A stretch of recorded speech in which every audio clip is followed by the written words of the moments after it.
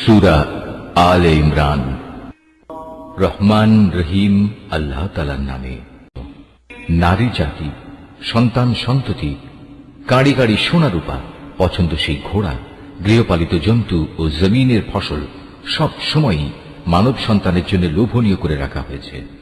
এসব হচ্ছে পার্থিব জীবনের ভোগের সামগ্রী মাত্র। স্থায়ী জীবনের উৎকৃষ্ট আশ্রয় তো একমাত্র আল্লাহ তাআলার কাছেই রয়েছে।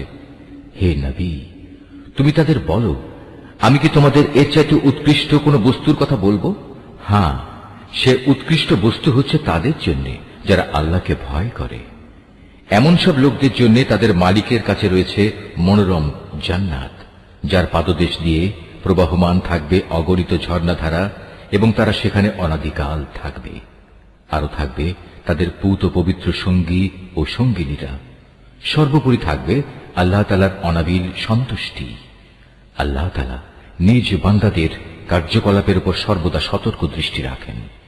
যারা বলে, হে আমাদের মালিক, আমরা অবশ্যই তোমার উপর ঈমান এনেছি, অতঃপর আমাদের যা গুনাহখাতা হয়ে যায় তা তুমি মাফ করে দাও, এবং শেষ বিচারের দিন তুমি আমাদের জাহান্নামের আগুন থেকে বাঁচিয়ে দিও। এরা হচ্ছে ধৈর্যশীল এবং সত্যাশ্রয়ী। এরাই অনুগত এবং দানশীল।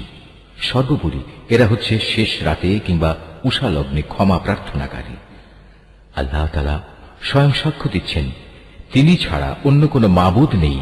ফেরেশতারা এবং জ্ঞানবান মানুষেরাও এই একই সাক্ষ্য দিচ্ছে।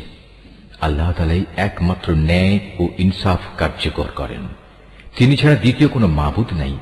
তিনি পরাক্রমশালী, তিনি প্রজ্ঞাময়।